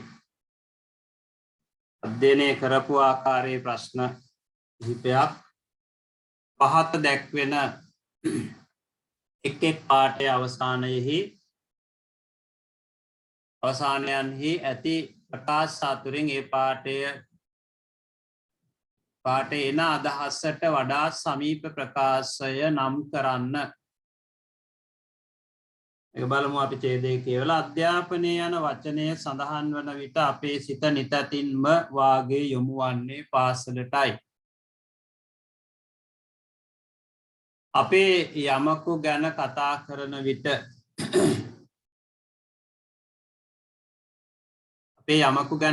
කරන විට ඔහු අධ්‍යාපනය ලැබුවේ අසුවල් පාසලේ යයි යනු අපට බොහෝ විට අසන්නට ලැබේ. අධ්‍යාපනය යයි කියන විට පාසලේදී විශේෂයෙන් පොතපත කියවීමෙන් කෙරෙන ඉගෙනීම අදහස් කිරීමට අප සාමාන්‍යයෙන් පුරුදුව සිටින බව මෙයින් පෙනී යන්නේ ය. එහෙත් මෙකල අධ්‍යාපනඥයන් විසින් අධ්‍යාපනය යන්නේ අදහස් කරන්නේ යටකී අදහසට වඩා බොහෝ සෙයින් විශාල පෘතුල කාර්යයක්. ඔවුන්ගේ අදහසේ හැටියට යමෙකුගේ අධ්‍යාපනය පටන් ගැනින්නේ ඔහු පාසල් යෑමට පටන් ගන්නා වයසෙහි නොවේ. ඔහු උපන් මොහොතෙහිම පටන් ගන්නා අධ්‍යාපනය අවසන් වන්නේ ඔහුගේ මරණයෙනි. මෙසේ බලන විට අධ්‍යාපනය යමකුගේ මුළු ජීවිත කාලය තුළම කෙරීගෙන යන කටයුත්තක් මිස පාසලේදී ලබා ගන්නා දැනීමටම නොවේ. එය සීමා වන්නේ. දීලා තියෙනවා පිළිතුරු 4ක්. ඒ පිළිතුර දීලා තියෙනවා අධ්‍යාපනය සැමට ලැබිය යුතු අනිවාර්ය දෙයකි. B පාසල් විෂය නිර්දේශය දැනට වඩා පුළුල් විය යුතුය. C අධ්‍යාපනය පාසලින් පමණක් ලැබිය නොහැකි වේ. D තමන් අධ්‍යාපනය ලබන පාසල කෙනෙකුගේ අධ්‍යාපනයට වඩාත් බලපාන්නකි. මොකක්ද ඔබේ පිළිතුර වෙන්නේ? C නේද? C sir. C. ගැටලුවක් නෑ නේද ඒක? මේක කියනවනේ පැහැදිලිවම නේද? අධ්‍යාපනය කියන්නේ පාසලෙන් විතරක් කරන එකක් නෙවෙයි නේද? ඒක ආරම්භ වෙන්නේ උපතෙන් අවසන් වෙන්නේ මරණයෙන්. ඔව්.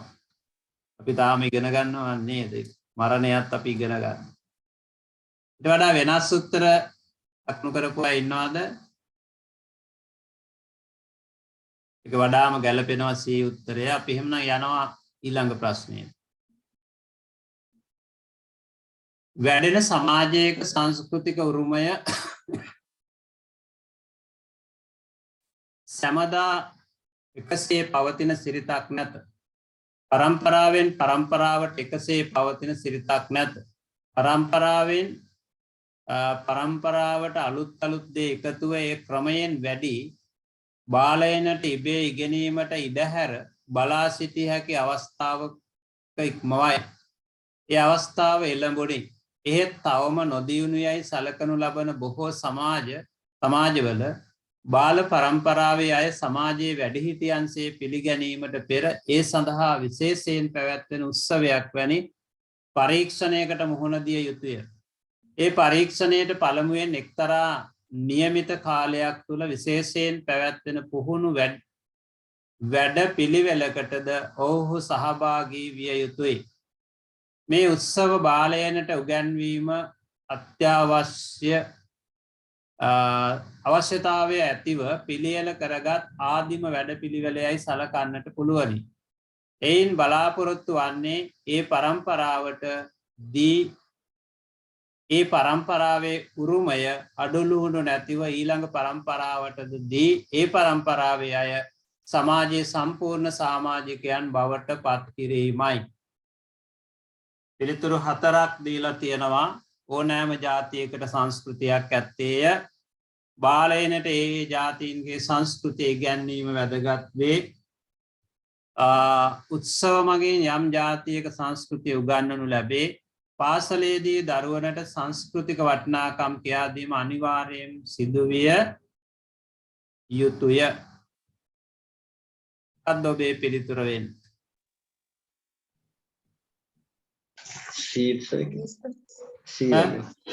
සී තමයි මට හිතෙන්නේ. උත්සව මගින් යම් ජාතියක සංස්කෘතිය උගන්වනු ලැබේ.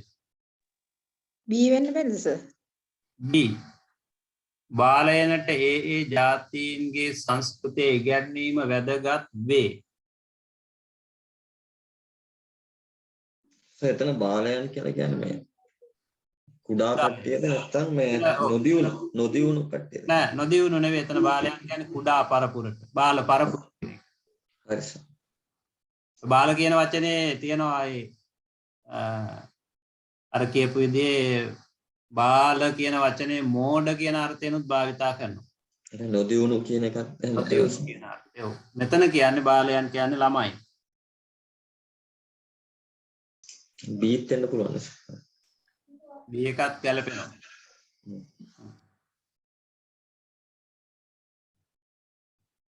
තව උත්තර තියනවාද? කොහොමද අර බාල පරම්පරාවට ඒවා උගන්වන්නේ අපි අර ප්‍රායෝගිකව උගන්වන සංස්කෘතිය වනේස උත්සව කියලා ඒ වගේ පෙන්නලා නේද? අන්න හරි. එහෙම උගන්වනවා. ඔව්. ඒ සංස්කෘතික දායාදයන් ඒගොල්ලෝ අතට යන්නේ ඒ වගේ ප්‍රායෝගික ක්‍රියාවලීන් මගින් නේද? සී ගොඩක් දුරට ගැලපෙනවා මට හිතෙන්නේ. සී උත්තරේ ගැලපෙනවා ගොඩක්ම ළඟින් යනවා නේද? උත්සව මගින් යම් ජාතියක සංස්කෘතිය උගන්වනු ලැබේ කියන්නේ. බාලයනට ඒ ජාතීන්ගේ සංස්කෘතිය ඉගැන්වීම වැදගත් වේ. පිළිතුරු දෙකම ළඟින්ම යන පිළිතුරු දෙකක් අපි වඩාම ගැලපෙන එක තෝරගමු.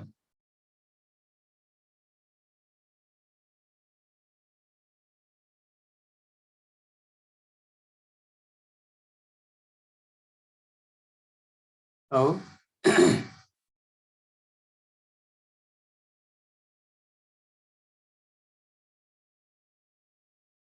එකේ මෙහෙම වාක්‍යයක් කියනවා. මේ උත්සව බාලයනට ඉගැන්වීමේ අවශ්‍යතාවය ඇතිව පිළියෙල කරගත් ආදීම වැඩපිළිවෙලයයි සලකන්නට පුළුවනි. එයින් බලාපොරොත්තු වන්නේ ඒ පරම්පරාවට දී ඒ පරම්පරාවේ උරුමය අඩුලුහුණු නැතුව ඊළඟ පරම්පරාවට දී ඒ පරම්පරාවේ අය සමාජයේ පූර්ණ සමාජිකයන් බවට පත් කිරීමයි. ඒ කාර්ය කෙරෙන්නේ මොකෙන්ද එතකොට? උත්සවය මගින් නේද? උත්සව මගින් නේද? ඔව්. වඩා හොඳයි අපිට C උත්තරය නේද? හරි සර්. ඔව් C උත්තරේ ගොඩක් ළඟින් යනවා. අර B උත්තරේ තියෙනවා යම් ආකාරයක සමීප බවක්. අර උත්සව පිළිබඳව වැඩිපුර මේ කොටසේ ඇතුළත් කරලා තියෙන නිසා අපිට C කියන උත්තරය සමීපතම උත්තරේ හැටියට වඩාත් ගැළපෙන උත්තරේ හැටියට ගන්න පුළුවන්. මේ ඡේදය අර පොඩ්ඩක් තේරුම් කරලා දෙන්න පුළුවන් සර් පරීක්ෂණය කියලා තියෙනවානේ පොඩ්ඩක් ඒකෙන් මොනවද කියවෙන්නේ සර් එතන? මොකද්ද? ඡේදය අර පරීක්ෂණයකට මුහුණ දිය යුතුයි කියලා කියනවනේ එතන. එතන මොනවද පැහැදිලි වෙන්නේ සර් ඒකෙන්? මෙතන නේද? එහෙත් තවම නොදියුණු යයි සලකනු ලබන බොහෝ සමාජවල බාල පරම්පරාවේ අය සමාජයේ වැඩිහිටියන්සේ පිළිගැනීමට පෙර ඒ සඳහා විශේෂයෙන් පැවැත්වෙන උත්සවයක් වැනි පරීක්ෂණයකට මුහුණ දිය යුතුය. ඒ කියලා කියන්නේ දැන් බාල පරම්පරාව සමාජයේ වැඩිහිටියන් ලෙස පිළිගන්න නම් යම් යම් ඒ ජාතීන්ට ඒ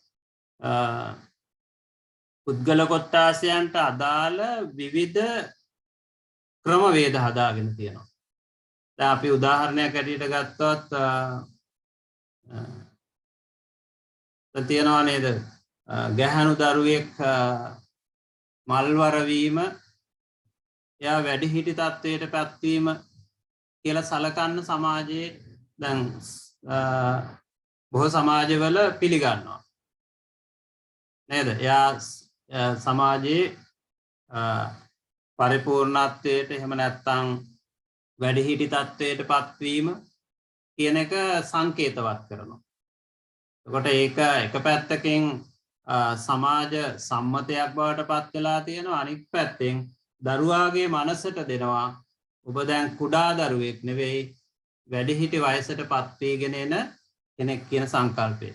ඒ වගේ ක්‍රම තියෙනවා. දැන් සමහර ආගමික කාර්යයන් තියෙනවා නේද? දැන් ක්‍රිස්තියානි වගේ ආගම්වල බෞතිස්ම කිරීම වගේ දේවල් තියෙනවා.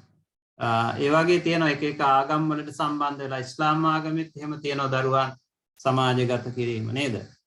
පැරණි ಭಾರತೀಯ සමාජවල තිබුණ උපනයනය වගේ ක්‍රියාවන් තුලින් දරුවන් තුල අර නූලක් කරපලඳවලා ඒ දරුවා බ්‍රහ්ම පුත්‍රයෙකු බවට පත් කිරීම, ඒ සමාජයේ කොටස්කරුවෙක් බවට පත් කිරීම.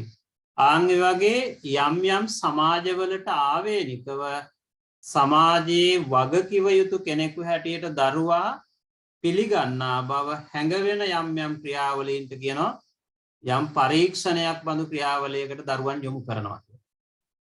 එන දරුවාට තමන් වැඩිහිටි සමාජයේ කොටස්කරුවෙක් කියලා දැනෙන්න යම් කිසි ආගමික කාර්යයක් හෝ ඒ ජාතියට ආවේනික කාර්යයක් හෝ යම් කිසි විශේෂ දෙයක් කරනවා. ඒ කාරණය තමයි මේ කියන්නේ. පැහැදිලිද? ඔව් සර් පැහැදිලි සර්. thank you sir. හරි අපි ඊළඟ පරිච්ඡේදය බලමු. බටහිර අධ්‍යාපන ඉතිහාසයේ මූලාරම්භය හැටියට සැලකෙන්නේ ග්‍රීසියේ පැවති අධ්‍යාපන ක්‍රමයයි. අධ්‍යාපනය සම්බන්ධ ප්ලේටෝගේ මත තවමත් ඒ රටවල සලකනු ලබන්නේ ඉමහත් ගෞරවයෙනි. ග්‍රීසියේ පෞර රාජධානිවල මුලදී අධ්‍යාපනයේ පහසුකම් සැලසී තිබුණේ නිදහස් පුරවැසියන්ට පමණි. එයිනුත් ස්පාටා නගරයේ දරුවන්ට ඉගැන්වුවේ ඔවුන්ගේ අවශ්‍යතාවන් අනුවනව සමාජයේ අවශ්‍යතාවයන්ට අනුකූල වන පරිදි. එමෙන්ම එය විනය හා චරිත වර්ධනය කෙරෙහි එල්ල වූ අධ්‍යාපනය. ඇතැන්ස් නගරයේ අධ්‍යාපනයද ස්පාටා නගරයේ අධ්‍යාපනය අනුව පිළියෙල වූවක් විය. එහි ළමයි පෞද්ගලික ගුරුවරයෙකු යටතේ ඉගෙනීම ලැබූහ.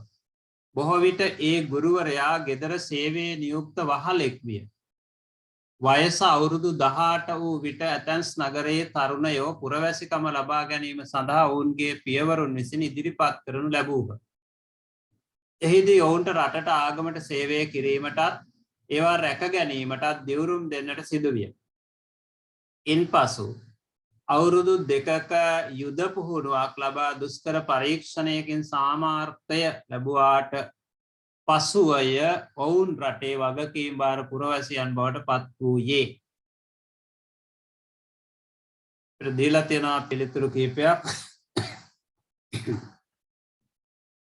ග්‍රීසියේ අධ්‍යාපනයේ මූලික අරමුණ වූයේ අපහසු අභ්‍යාසයකින් පසු යහපත් පුරවැසියෙකු බිහි කිරීම. ග්‍රීසියෙන් අධ්‍යාපනය ලැබුවෝ ග්‍රීසියේ සිටි ප්‍රභූ පුද්ගලයන් පමණි. ලැබුවෝ ප්‍රභූ පුද්ගලයන් පමණි. ග්‍රීසීන් ළමුන්ගේ අධ්‍යාපනය පියවරුන් විසින් පාලනය කරන ලද්දේය. ග්‍රීසියේ දරුවන්ට යුද්ධාභ්‍යාස අනිවාර්ය කරන ලද්දකි. ඔය හතරම තියෙනවා මේ ඡේදයකින් වඩාම ගැලපෙන්නේ කොයිකද? ඒද සර්? ඒ ඒ ගත්තා කෙනෙක් සර්. ග්‍රීසියේ අධ්‍යාපන කරමුණේ අපහසු අභ්‍යාසයකින් පසු යහපත් පුරවැසියෙකු බිහි කිරීමය.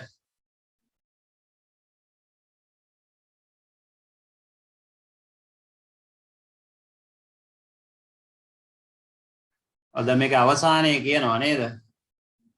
උස්කර බලෙන් සමත්වර පසු ඔවුන් රටේ වගකීම් බාර ගන්නා පුරවැසියන් බවට පත් වූයේ. ග්‍රීසි අධ්‍යාපනයේ මූලික අරමුණක් තමයි යහපත් පුරවැසියෙකු බිහි කිරීම.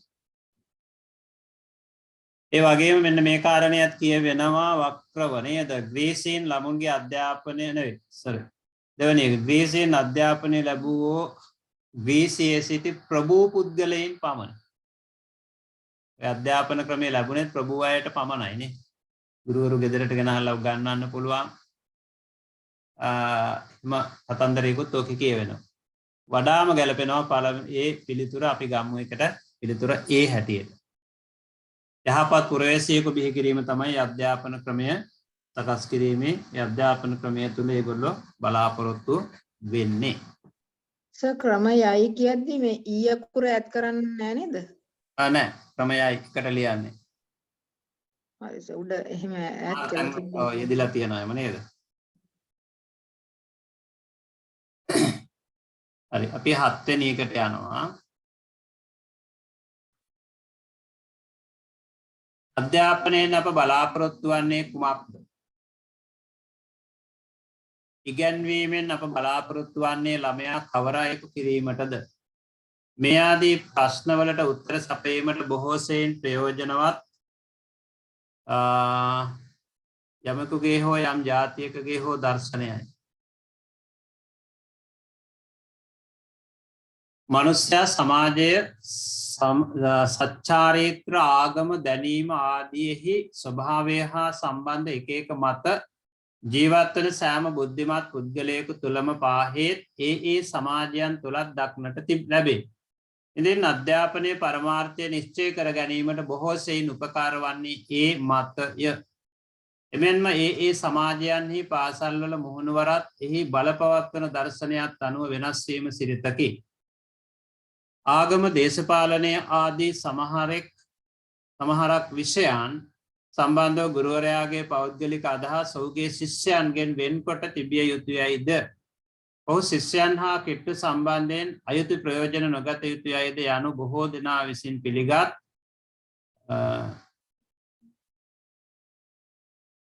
මතයකි. එහෙත් ලෝකය හා විශ්වාසවන්තයන් අනෙක් සෑම කටයුත්තකදී මෙන් ඉගෙනීමේ කටයුතුවලදී බලපෑම නොවැළැක්විය හැකිය. එකටත් දීලා තියෙනවා පිළිතුරු 4ක්. අධ්‍යාපනය ලබා දීමේදී යමකුගේ දර්ශනීය සැලකිල්ලට ගත යුතු වේ. ආගම හා දේශපාලන විෂයන් ඉගැන්වීමේදී ගුරුවරයාගේ මතය තහවුරු කළ යුතු වේ. ගුරුවරයාගේ මත ඉගැන්වීමේදී නිතැතින්ම ඉස්මතු වේ. සමාජයේ එක් අයගේ මත දක්නට ලැබෙන සුලභ දෙයකි. මොකක්ද ඔයගොල්ලෝ වඩාම ගැළපෙන උත්තරය හැටියට තෝරන්නේ?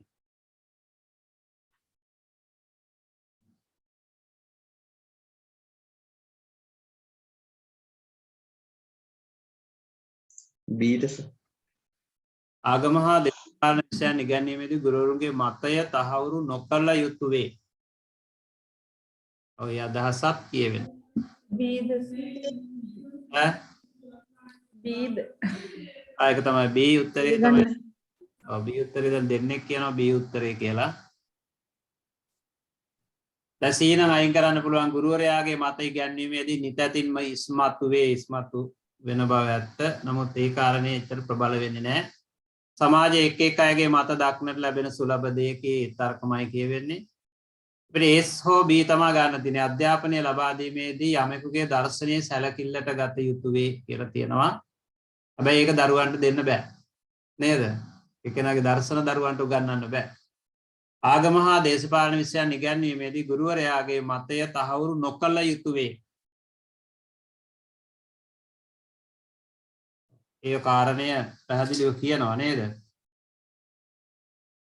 ආගම දේශපාලන ආදී සමහරෙක් විෂයන් සම්බන්ධව ගුරුවරයාගේ පෞද්ගලික අදහස් ඔහුගේ ශිෂ්‍යයන්ගෙන් වෙන්කොට තැබිය යුතුයයිද? ඔහු ශිෂ්‍යයන් හා කිට්ටු සම්බන්ධයෙන් අයුතු ප්‍රයෝජන නොගත යුතුයයිද යනු බොහෝ දෙනා විසින් පිළිගත් මතයකි. අපිට ගන්න පුළුවන් B උත්තරේ වඩාත් ළඟ පිළිතුර හැටියට නේද? ඒ පිළිතුරෙත් ගොඩාක් දුරට තහවුරු වෙනවා. B පිළිතුර අපේ තෝරගමු වඩා සමීපම පිළිතුර හැටියට.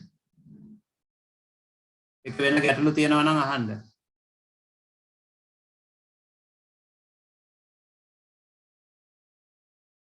අපි ඊළඟ එකට යමු යනවා නේද? මෙකල අධ්‍යාපනය ගැන කතා කරන බොහෝ අවස්ථාවලදී මනෝවිද්‍යාවත් සඳහන් නොවුනොත් ඒ කලාතුරකිනි.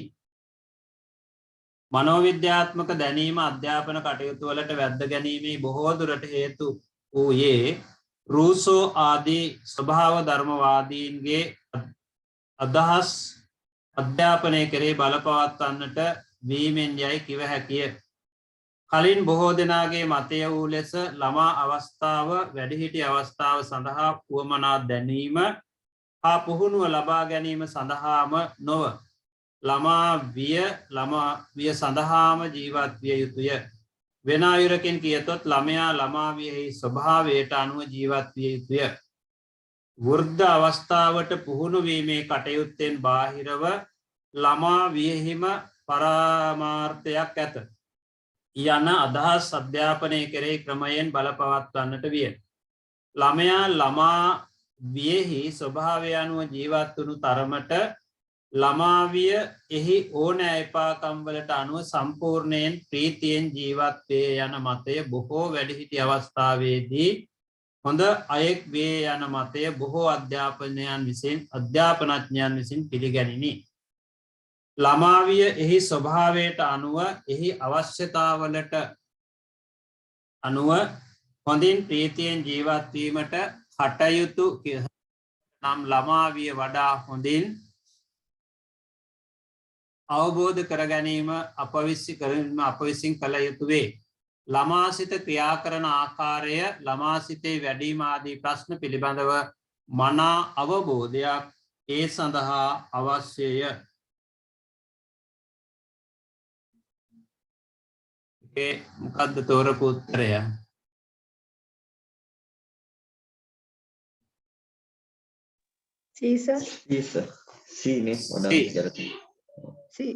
ළමයා වැඩිහිටියෙකු පසු යහපත් පුරවැසියෙකු කිරීම සඳහා ළමා විය ළමයෙකු ලෙස ජීවත් වීමට ඉඩ හැරීම වැදගත් වේ. ළමයාගේ ළමා කාලය විනාශ කරොත් ඔහු වැඩිහිටි තත්ත්වයට පත් වෙනකොට නියම වැඩිහිටියෙකු බවට පත් වෙන්නේ නැහැ නේද? වැඩිහිටියා කියලා කියන්නේ කවුද?